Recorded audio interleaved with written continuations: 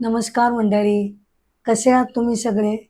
मी संध्या सप्रे, यूट्यूबवरील अमृताचे डोही या माझ्या आध्यात्मिक चॅनलमध्ये मी तुम्हा सगळ्यांचं मनापासून स्वागत करते. आजच्या माझ्या एपिसोडचा विषय आहे वाणी. हो, वाणी.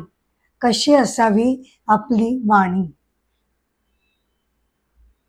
एखादी व्यक्ती तिच्या अगदी सहज सुंदर बोलण्यामुळं आपलं लक्ष वेधून घेते आणि तिच्या बोलण्याचा आपल्यावर अगदी विलक्षण प्रभाव पडतो. काय असं विशेष असतं त्या बोलण्यामध्ये? तर त्या बोलण्यातील मोकळेपणा, रुजुता आणि माधुर्य हे आपल्याला आकर्षित करत असतं. शब्द, त्याचे अर्थ आणि त्याचं उच्चारण हे सगळं मिळून वाणी बनते किंवा वाणी निर्माण होते. योग्य विचार, त्याला अनुरूप असे शब्द आणि समोरच्याचा मान ठेवून संयतपणे बोलणं, हे सर्व रसायन जेव्हा जुळून येतं तेव्हा त्या वाणीला सुसंस्कृत वाणी असं म्हटलं जातं. नाहीतर कसं होतं ना, की कधी कधी काय होतं की विचारच चुकीचे तर असतात किंवा शब्द योजना चुकीची असते, भलती असते. एक वेळ हे सुद्धा चालून जातं किंवा काही विशेष बिघडत नाही. पण जर का ती व्यक्ती हे सगळं रागारागाने, चिडून, मोठमोठ्याने समोरच्या व्यक्तीशी बोलली तर मात्र सगळंच बिनसून जातं. समोरच्याला ते अत्यंत अपमानास्पद वाटतं. तो समोरचा व्यक्ती दुखावला जातो आणि नात्यामध्ये अशा प्रकारच्या बोलण्यानं दुरावा निर्माण होतो. मनुष्याची वाणी कशी असावी? बर का, मनुष्याची वाणी कशी असावी याबद्दल मुंडक उपनिषदामध्ये असं म्हटलेलं आहे. काय उपनिषदामध्ये असं काही म्हटलंय? आपल्याला काय वाटतं? उपनिषद म्हणजे तत्वज्ञान, तत्वज्ञान आणि तत्वज्ञान एके तत्वज्ञान. पण असं नाही बर का. उपनिषदांमध्ये सुद्धा गृहस्थाश्रमी व्यक्तीनं किंवा एकंदरच कोणीही समाजामध्ये कसं वागावं, कसं बोलावं, त्याचं वर्तन कसं असावं याबद्दलची चर्चा आपल्याला दिसून येते. तर मुंडक उपनिषदामध्ये असं म्हटलेलं आहे की आपण आपलं मन जेवढं निर्मळ ठेवू, आपण आपलं मन जेवढं निर्मळ ठेवू तेवढी आपली वाणी शुद्ध होत जाते. आणि अशा निर्मळ मन आणि शुद्ध वाणीनं आपल्यातील ईश्वरीयत्व साक्षात प्रगट व्हायला सुरुवात होते. यालाच त्या उपनिषदामध्ये आत्मप्रसाद असं या विशिष्ट नावाने, आत्मप्रसाद किंवा ज्ञानप्रसाद या नावाने याला गौरवलं गेलेलं आहे. खरंच आहे, आपलं मन जर विकारी असेल, राग, संताप, क्रोध, द्वेष असे विकार जर त्यामध्ये भरलेले असतील तर अर्थातच आपली वाणी सुद्धा तेच सगळे विकार व्यक्त करेल. मला मान्य आहे की कधी कधी परिस्थितीच अशी उद्भवते, नाही का? कधी कधी परिस्थितीच अशी उद्भवते की आपल्याला त्या प्रसंगी चिडून रागवूनच समोरच्याला बोलावं लागतं, त्याशिवाय काही इलाज नसतो, मान्य. पण असं हे क्वचितच, कधीतरीच आणि योग्य ठिकाणीच ते घडलं जावं. नाहीतर काय होईल की त्या प्रकारे बोलण्याची एक प्रकारे सवयच आपल्याला ती चुकीची सवय लागून जाईल. घरी, दारी, समाजामध्ये वावरताना आपले विचार आणि आपली वागणूक जर शालीन नसेल तर आपली वाणी सुद्धा मोठी मोहक होऊन जाईल.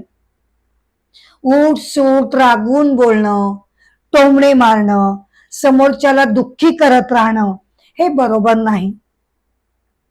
हा अवेअरनेस बर का, हा जो अवेअरनेस आहे बोलताना संभाषण करताना, हे भान जर आपण ठेवलं तर मुंडक उपनिषदात म्हटल्याप्रमाणे अशा आपल्या सौम्य वाणीनं आपल्यातील ईश्वरीयत्व प्रगट व्हायला वेळ लागणार नाही.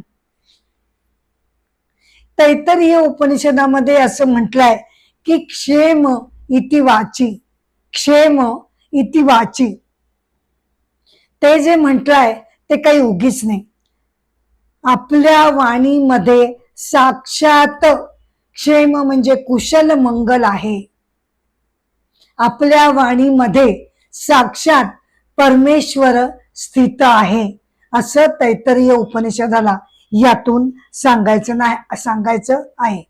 इतकं या वाणीचं महत्व आहे की त्याच्या माध्यमातून आपण ईश्वराची प्राप्ती सुद्धा करून घेऊ शकतो. पण अर्थात हे कधी घडू शकेल तर आपले शुद्ध विचार, त्यासाठी योग्य शब्द योजना आणि सौम्य उच्चारण यानं बनलेली जर आपली वाणी असेल तर अशी मृदू वाणी ही नक्कीच ते कार्य करू शकेल.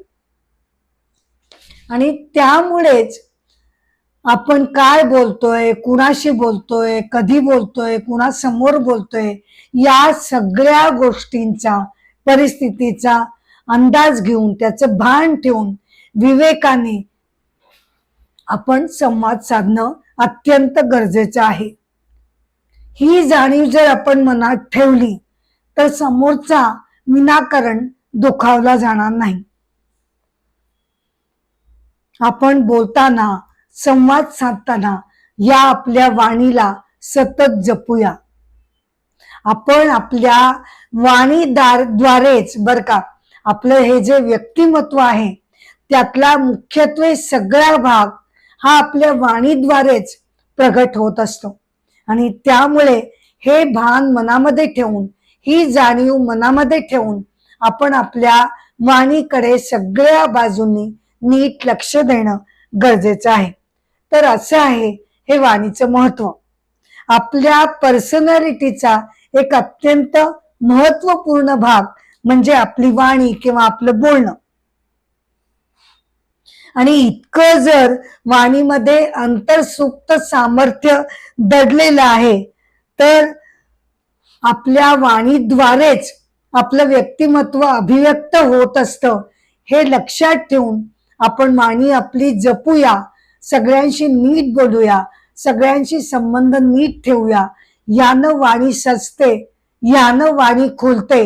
इतकंच नाही तर एकमेकांमधील जी रिलेशन्स आहेत ती त्यामुळे बिघडली जात नाहीत. आणि जर बिघडली गेली असतील तर त्याच्यावर सौम्यपणे बोलूनच त्याच्यावर फुंकर मारली जाऊ शकते. तर अशा प्रकारे वाणीचं हे महत्व, सुसंवादाचं हे महत्व आपण लक्षात ठेवणं गरजेचं आहे.